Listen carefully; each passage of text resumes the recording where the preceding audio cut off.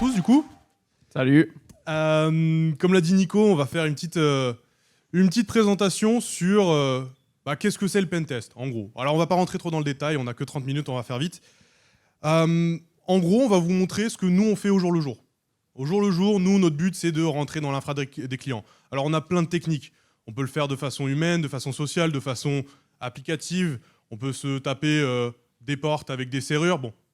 Là, on va vous montrer en gros un petit éventail de ce qu'on peut faire si on est un no-name, c'est-à-dire quelqu'un de random qui se balade dans la rue, qui voit une petite lumière allumée et qui se dit tiens, et si j'allais devenir admin de la boîte là qui a laissé la lumière allumée. Juste pour rire. Hein? Juste pour rire. Ouais, juste pour rire. Tout à fait dans la légalité, bien sûr. Alors du coup, on va se présenter quand même. Hein. Je m'appelle Kamran, donc je suis consultant technique, donc je fais du pentest, etc. Et aussi sur le côté, je fais pas mal de formations, de sensibilisation, tout ça. Donc voilà, c'est cool. Et du coup, moi, c'est Maxime. Je suis consultant technique et pentester chez Dev26 Cybersecurity. Alors, pour commencer, on va faire une petite overview. Comme je l'ai dit, on est des no-name, on se balade dans la rue, on voit une petite lumière allumée, on se dit bon, et si j'allais rigoler un peu ce soir? Donc on va dire que c'est une entreprise qui a laissé un peu ses lumières allumées, c'est pas très écolo-friendly, on va leur apprendre une petite leçon quand même. Alors, première étape, pour moi, ça sera de rentrer dans les locaux. Bon, alors là, on l'a déjà vu l'année dernière, l'année d'avant, du crochetage, du lockpicking, etc., etc. Je rentre dans les locaux. On vous montrera des petites démos dans la journée, ce soir, pour ceux qui restent au CTF. On a ramené un peu de matos si vous voulez toucher. En gros, n'importe qui passe 5 minutes sur une vidéo de lockpicking lawyer pourra le faire. On rentre dans les locaux et on trouve une machine. Bon, ça tombe bien, le gars, il n'avait pas envie de mettre son laptop dans son sac et de le ramener chez lui. Il y a une machine. OK. On va voir ce qu'on peut faire. Moi, le but, c'est, à partir de cette machine, devenir administrateur de l'entreprise. Alors, on part sur 90% des boîtes. C'est une boîte qui travaille sur un environnement Windows, il y a un Active Directory, etc., etc. Je veux devenir admin de domaine. Je vais aller très rapidement. On va poser notre cerveau une petite seconde et on va réfléchir à une petite attaque. Il y a un truc que j'ai vu en ligne quand je me baladais sur Twitter entre midi et 2, c'est une attaque qui s'appelle l'attaque par DMA. Qu'est-ce que c'est que l'attaque par DMA? Alors déjà, qu'est-ce que c'est que la DMA tout court? La DMA, c'est Direct Memory Access. En gros, le schéma classique pour que votre machine fonctionne, c'est vous avez des trucs sur votre disque dur, vous avez des ports USB, vous avez du PCI Express, vous avez du Thunderbolt. Okay. Pour que ça communique, il faut que ça passe par le processeur, et après, ça communique avec ce qu'il faut dans la RAM, et ça fait le chemin inverse. Alors c'est très bien, parce que du coup, le CPU, il peut faire toute sa tambouille, il peut récupérer les données, il peut faire... Bon, il fait sa tambouille. Le problème, c'est que ça prend du temps. Parce qu'on passe, on va dire, d'un port PCI Express. Est-ce que tout le monde voit ce que c'est le PCI Express? C'est le connecteur où on met sa carte graphique, son disque dur interne, etc. dessus. Bref. Ça passe par le port, ça va dans le CPU, ça va dans la RAM. Est-ce qu'il n'y a pas un truc... et bien sûr, ça doit faire le chemin inverse. Est-ce qu'il n'y a pas un truc un peu plus opti pour faire ça? Bah si, on vire le CPU, en fait. Le but du Direct Memory Access, du DMA, c'est que directement, le périphérique puisse communiquer directement à ce qui est stocké dans la RAM. Physiquement. Donc on enlève toute cette couche de vas-y, je fais des interrupts, des trucs au niveau CPU, etc., etc. Directement, le périphérique, il communique avec la RAM. C'est un peu comme si on posait l'information directement dans votre cerveau, par télépathie, sans parler. C'est un peu ça. Alors, en gros, c'est très grossier, encore une fois. Hein. Moi, mon but, c'est juste que j'ai lu un truc sur Twitter, ça m'intéresse, je veux le faire. Hein, je ne sais pas comment ça marche, etc. Je suis sûr qu'il y a des gars qui sont plus calés que moi qui peuvent me donner un outil qui va fonctionner. Alors, comme j'ai dit, hein, cet outil, il faut que j'arrive à communiquer avec la machine d'une certaine façon. Alors, je sais que la DMA, c'est utilisé sur le PCI Express, c'est utilisé sur du Thunderbolt. OK. Toutes les machines, aujourd'hui, elles ont soit du PCI Express, soit du Thunderbolt exposé. Alors, soit en externe, avec un port USB-C, soit en interne, avec soit des ports PCI Express, soit on va me dire, bah oui, mais il n'y en a pas sur un PC portable. Si. Bah si. Il y a le disque dur interne, déjà, et surtout, il y a la carte Wi-Fi. La carte Wi-Fi, elle est connectée en PCI Express. OK. Donc, je sais que j'ai une porte d'entrée. Maintenant, qu'est-ce que je peux utiliser comme outil pour le faire marcher, mon attaque? Grand merci à Ninja Lab qui nous a plug avec une petite boîte qui s'appelle Lambda Concept. En fait, ils ont créé littéralement ça. Ça s'appelle le PCIe Screamer Squirrel. En gros, c'est un truc, tu le branches dans le port PCI Express et ça communique en direct avec ta. Alors, ils ont fait un truc. J'ai plus de micro. J'ai plus de batterie. Merci. Du coup, ils ont fait un truc, tu le branches en PCI Express d'un côté, sur ta machine cible, et de l'autre côté, tu le branches dans une machine sous ton contrôle, ta machine d'attaque, et en gros, tu lui donnes des commandes. Alors moi, je comprends pas comment ça fonctionne. Juste, on me dit, tape 2-3 commandes, et tu fais ce que tu veux dans la RAM de la machine sur laquelle tu l'as connecté. Parce qu'on se souvient, hein, Direct Memory Access, si j'ai un accès à un port PCI Express ou Thunderbolt, j'ai accès directement à la RAM. Très bien. Bah ça, on l'a fait. Alors, on a une petite vidéo, parce que bon, faire une démo en physique, comment vous dire qu'il y a un risque, hein? On a cramé un PC comme ça. Grosse dédicace à Nick. Alors, la petite vidéo, on vous montre. Là, c'est ma machine que j'ai trouvée dans les locaux de ma boîte. Alors, je vois qu'il y a un mot de passe, je ne connais pas le mot de passe, je ne peux pas rentrer. Qu'est-ce que je fais? Bah, je désosse la machine, j'oublie pas de débrancher la batterie, et je vire la carte Wi-Fi. Bon. J'ai viré ma petite carte Wi-Fi, je m'en fous d'avoir de la Wi-Fi, hein, moi je veux taper la machine, et j'y connecte, du coup, mon outil d'attaque, le PCI Squirrel. Donc là, je le connecte, je vise très vite. Il lui faut une alim, donc je le branche en 12 volts. Très bien. Jusque-là, c'est pas très compliqué, hein, c'est un petit tuto sur comment faire de la DMA. Je branche mon matos. Alors, pour donner une ordre d'idée, ça vaut entre 300 et 350 €. Donc, en vrai, c'est abordable pour le type d'attaque que ça permet. Donc, je l'ai alimenté, là, et j'allume ma machine. Je fais ma petite manip, et en gros, je lui dis va scanner toute la mémoire RAM physique de la machine sur laquelle je viens de te connecter, et tu me trouves la fonction de connexion Windows. J'ai accès direct à la mémoire, donc je me balade dedans, et je trouve la signature de la fonction de connexion à Windows. La fonction, en fait, elle dit si l'utilisateur a rentré le bon mot de passe, tu retournes 1. Si tu as rentré le mauvais mot de passe, tu retournes 0. Direct Memory Access. Moi, je réécris sur la fonction. Je lui dis tu retournes toujours 1. Quoi qu'il arrive. Même si le mot de passe il est pas bon, tu retournes 1. Ben là, même si je mets pas de mot de passe, j'ai accès à la machine. Alors là, du coup, je peux faire ce que je veux. Là, j'ai accès à la machine elle est montée, elle a booté. Toutes les données, elles sont à moi. Super. Les équipes sécu parmi vous vont me dire oui, mais non, mais ça, c'est pas possible parce qu'il y a BitLocker sur la machine.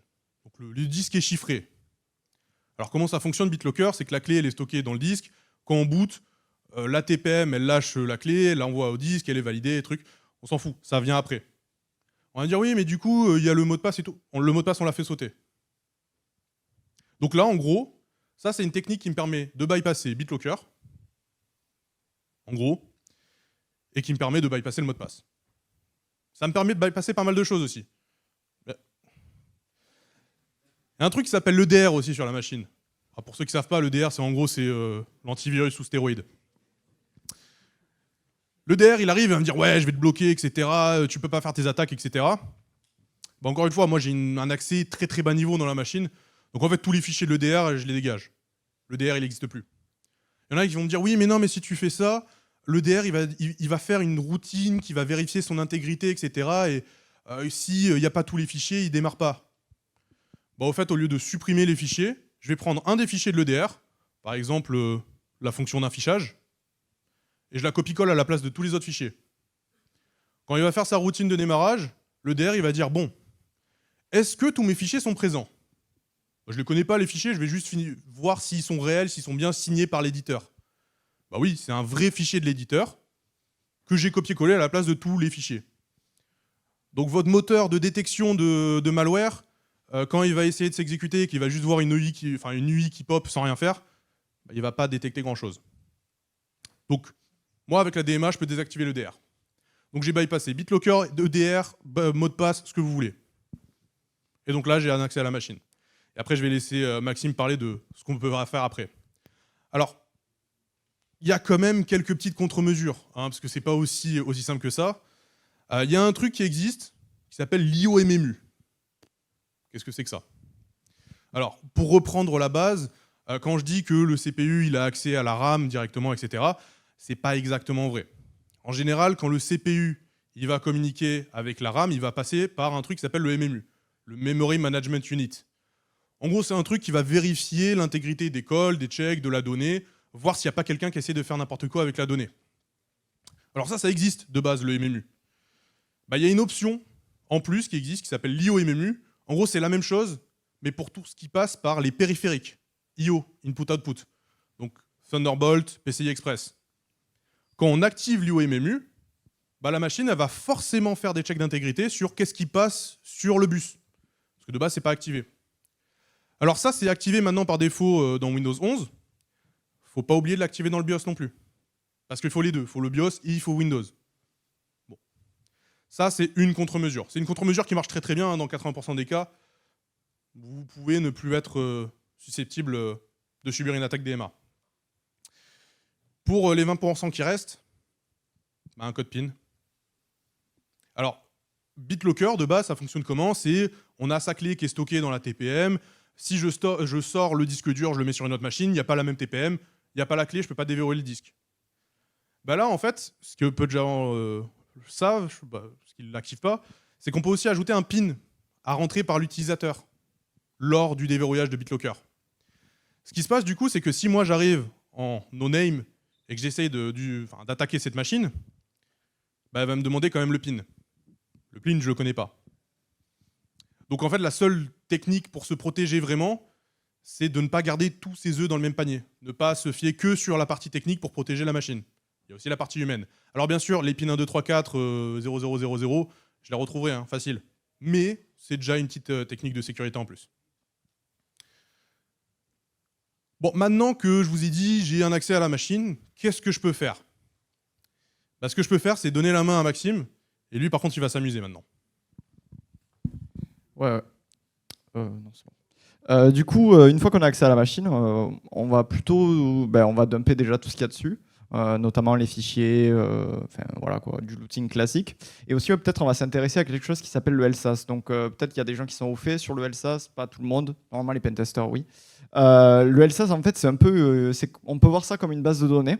Une base de données qui va stocker les hash NTLM de la machine, et notamment les credentials des utilisateurs. Ça gère plein d'autres trucs, ça gère le netlogon, l'authentification Kerberos et le gestionnaire des comptes de sécurité, du coup la base SAM.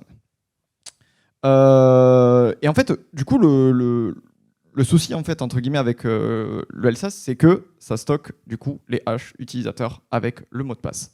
Et du coup, qui dit hash dit peut-être qu'on a gagné. Donc du coup, avant de parler quand même de NTLM, etc., on va déjà expliquer qu'est-ce que c'est. Donc on va parler déjà du HNTLM, c'est juste, on peut comparer ça en fait à du MD4, à peu près au niveau de l'algorithme de chiffrement, donc c'est pas très puissant. Et en fait, en gros, c'est un protocole qui permet de s'authentifier sur les ressources, sur le réseau. Il fonctionne pas, non. Juste, je vais rajouter un truc, on parle de NTLM V2, ça c'est juste Microsoft dans sa grande bonté qui a décidé d'utiliser le même nom pour le protocole et pour le hash. Donc il y a le NTLM hash, qui va être le hash qui est stocké sur votre machine, et le NTLM protocole, qui va être l'échange de hash NTLM sur le réseau Microsoft. Et du coup, quand on va s'authentifier par exemple à un share, ou des choses comme ça, ce qui va se passer, c'est qu'on va envoyer...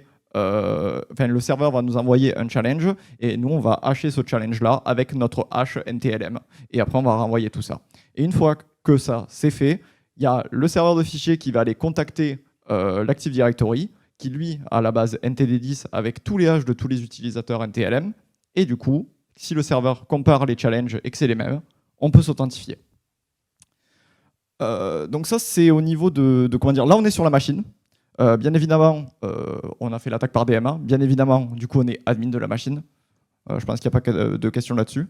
On voit Kochi, je pense, mais c'est pas grave. Du coup, là, en fait, tout simplement, on va récupérer le process, le PID du process LSAS. Et ensuite, tout simplement, on va le dump avec la librairie comme CSVS. Et en fait, on va faire un dump de la mémoire du processus LSAS qui stocke tous les hash NTLM. Donc là, on a notre petit fichier lsas.dmp qui est juste tout simplement un dump de la mémoire du processus LSAS. Pourquoi on fait ça? Pour ceux qui ont pas suivi, si c'est LSAS qui gère l'authentification, etc., il doit stocker une copie de tout ce qu'il doit vérifier en mémoire. Donc si je dump sa mémoire, bah, j'ai tous les hash.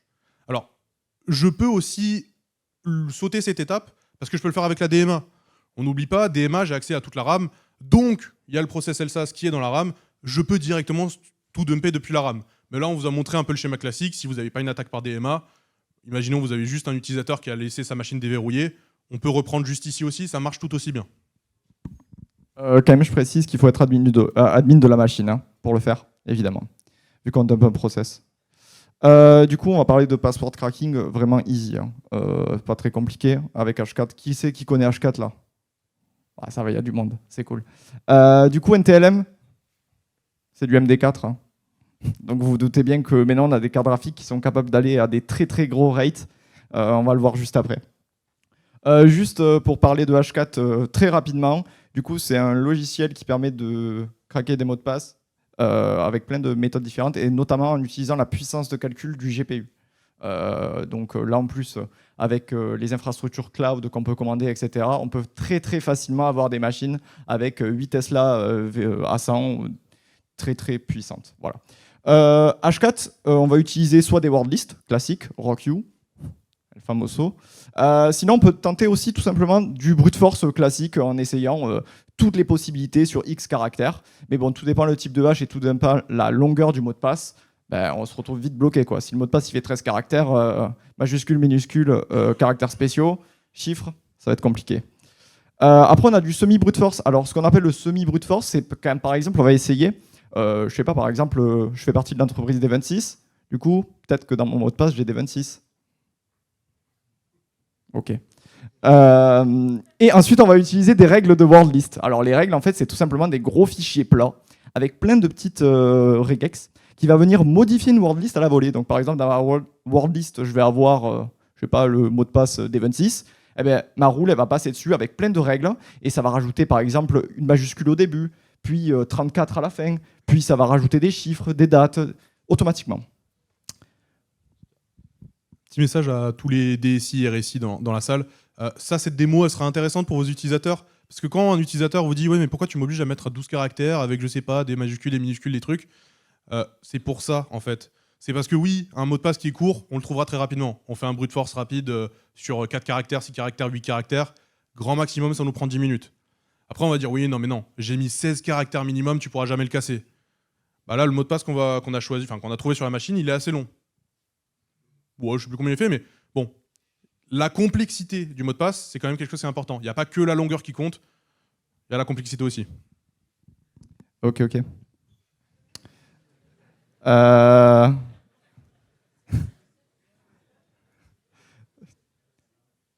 J'ai oublié. On a stop. Ok. On a dumpé le LSAS, enfin, la mémoire du process, mais c'est un DMP. Genre, en gros, on n'a pas encore extrait les haches. Donc on peut les extraire de deux façons, sur Windows ou sous Linux. Sous Windows, on va utiliser Mimikat, SecureLSA, Minidump ou quelque chose comme ça. Sinon, sous Linux, évidemment, on ne voit pas. J'utilise PipiCat. En fait, c'est Mimikat, mais pour Linux. Parfait. Du coup, là, on va faire notre petite commande. On va juste faire un PipiCat Minidump dessus. Et on va récupérer, du coup, le contenu de la base. Vas-y, remonte un peu, il n'y a pas encore l'utilisateur, parce que aussi dans le LSAS, il y a les hash machines, peut-être des comptes de service, des choses comme ça. Donc là, comme on peut voir, username D26, on a notre domaine CCS, je n'avais pas d'inspi, et on a le hash NT, qui est très important. C'est lui qu'on va essayer de casser. Donc, on récupère notre hash. C'est bon, tu peux, next. Voilà.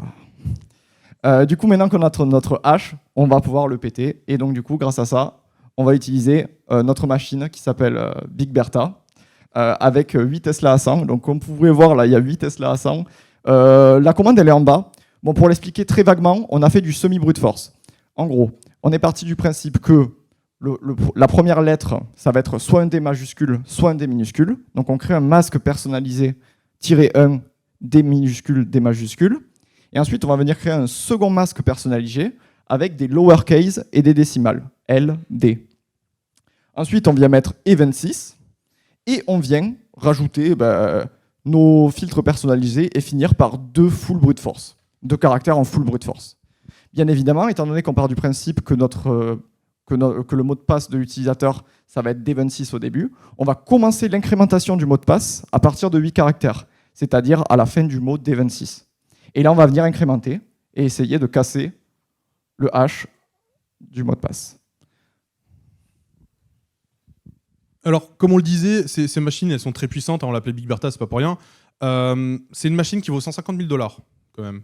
Avec 8 Tesla à 100, enfin, c'est l'équivalent d'une 3080 à peu près, 3090 peut-être, niveau puissance. Pour vous donner une ordre d'idée, on n'a pas payé 150 000 $. Après, Léo, si tu veux nous financer une machine comme ça, je dis pas non. Mais bon, pour l'instant, on l'a juste loué. Juste loué sur Azure. Ça revient à peu près à 20 € de l'heure. Prix public.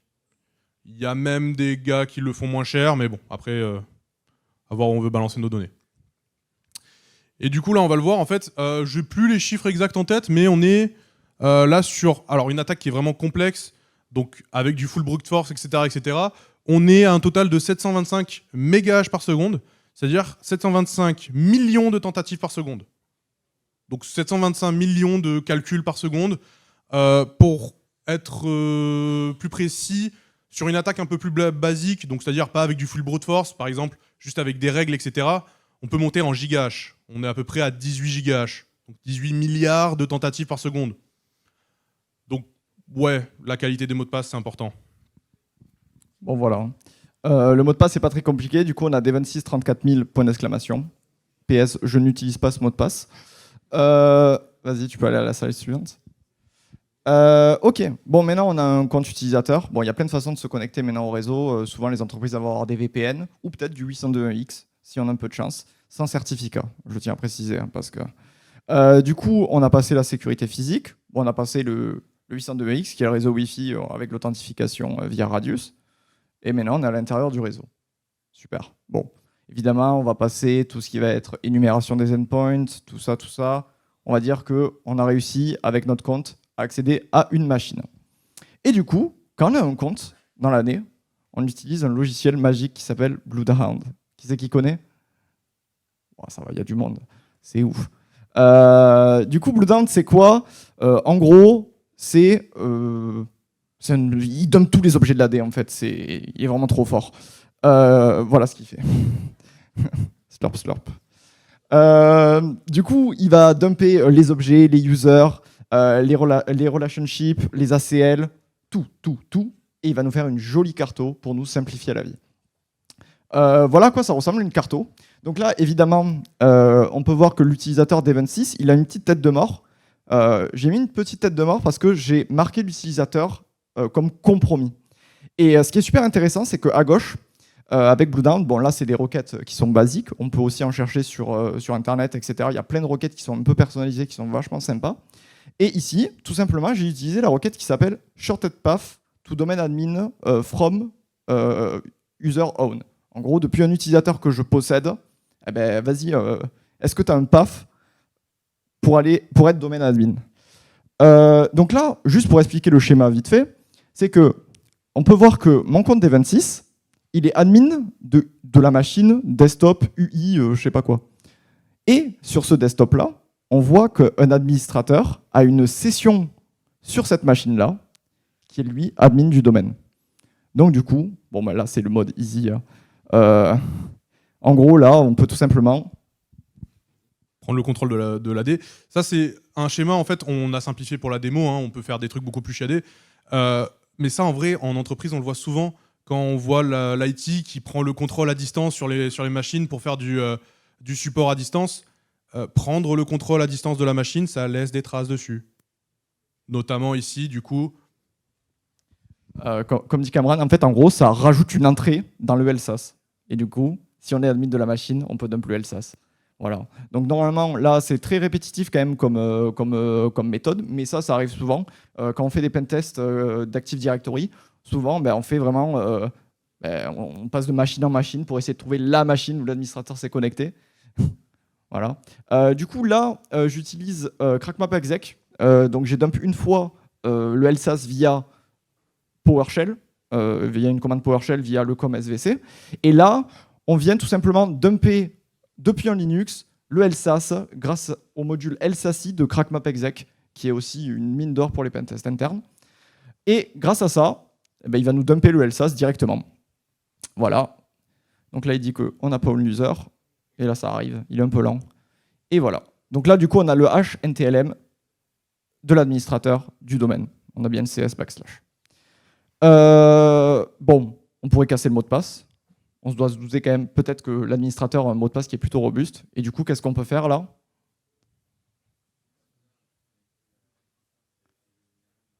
J'entends pas là. EvilWinRM. Alors, dans certains cas, ça fonctionne pas, EvilWinRM, parce que le service n'est pas forcément activé sur toutes les machines, mais tu as raison, on peut faire ça. Moi, j'avais plutôt pensé à faire du pass de hash, en fait. Pass de hash classico. Voilà quoi. Ouais, ok. Du coup, comme on l'a dit, est-ce qu'on l'a dit? Je sais pas. Quand on s'authentifie auprès d'un serveur, un file server ou quoi que ce soit dans l'AD, on a dit que le serveur nous envoie un challenge. Ce challenge, on prend notre hash qui est dans le LSAS, on vient hasher le challenge avec notre hash de mot de passe. Le serveur récupère ça, il vient demander à l'Active Directory, qui a tous les hashes utilisateurs, de faire la même chose. Si les deux hashes challengés coïncident, c'est bon. Du coup, il n'y a pas besoin du mot de passe. Il y a juste besoin du hash. C'est tout simplement comme ça que ça fonctionne le pass de hash. Juste, au lieu de mettre le nom d'utilisateur, on donne le hash. Voilà. Straight to domain admin, hein, let's gong. Du coup, là, pour un peu la démo, alors on voit rien là. Tu devrais mettre une petite pause. Ouais, voilà, parfait. Alors moi, j'aime pas trop utiliser XFreeRDP parce que le scaling il est un peu moche. Mais du coup, avec XFreeRDP, on peut faire du pass de hash pour se connecter en RDP. Ça, c'est plutôt cool. Et en fait, tout simplement, on va faire du pass de hash. Donc la commande, elle est plutôt simple. XFreeRDP, nom d'utilisateur, le domaine, le hash, l'IP du domaine. Et c'est bon, on a un RDP sur l'Active Directory. Il arrive, il est un peu lent. Voilà, voilà.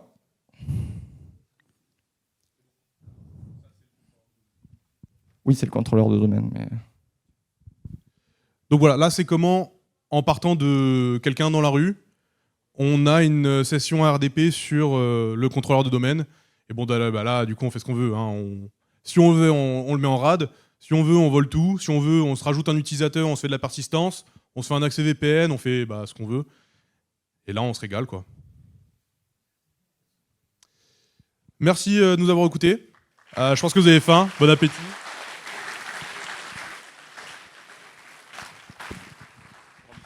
Alors déjà, vous saviez que vous avez un deuxième micro là? Ah, du coup, vous savez qu'il faut le donner à la régie.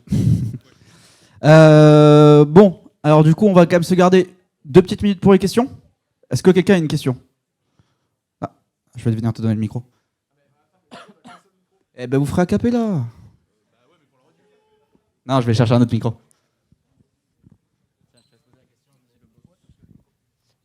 Bonjour, merci pour la présentation. Je voulais juste savoir si vous aviez eu une expérience d'attaque DMA sur macOS, par exemple. Alors, perso, non. Parce que nous, on se focalise plutôt sur de l'Active Directory, sur de Windows, sur du Linux.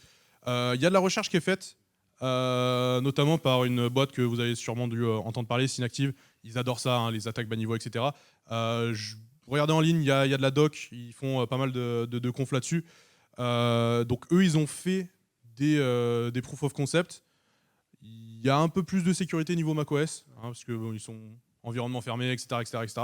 Mais il y a 2-3 trucs qui existent. Okay. Notamment là récemment, ils ont sorti des CVE sur macOS. Enfin, ils font du bon taf. Ok, merci beaucoup.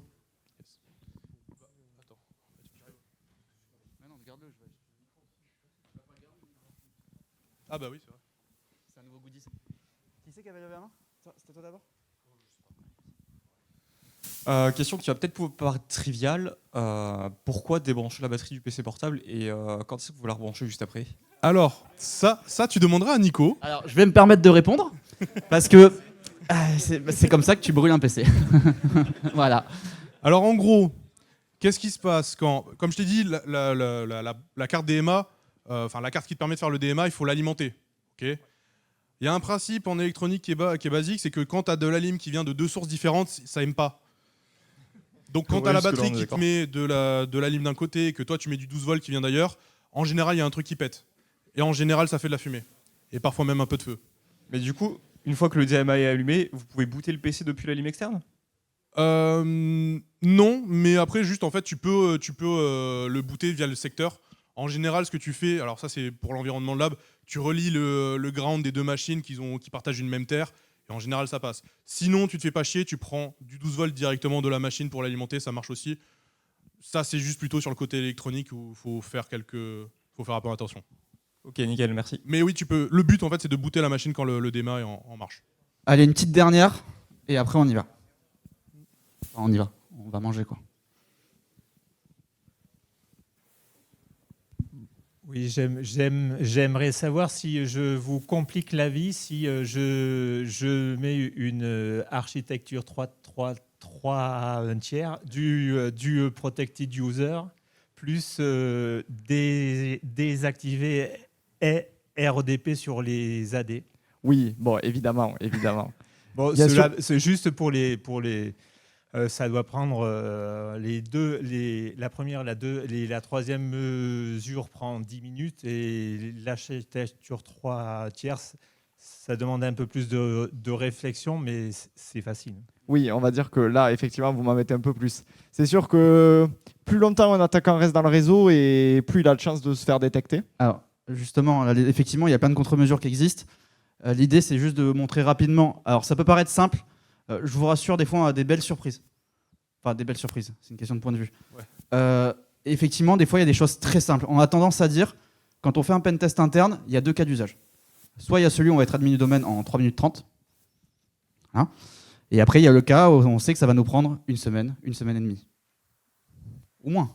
Mais soit c'est très vite, soit on sait que ça va nous prendre. Il y a un gros gap en fait, entre le très simple et le moyen. C'est pour ça qu'on a pris l'exemple de quelqu'un qui se balade dans la rue et qui va... ça, c'est une attaque, on va dire, un peu opportuniste. C'est typiquement ce que ferait un groupe de ransomware. Il pose une charge utile qui est un peu bête, qui va faire juste un script automatisé et qui va essayer de gagner un admin du domaine très facilement.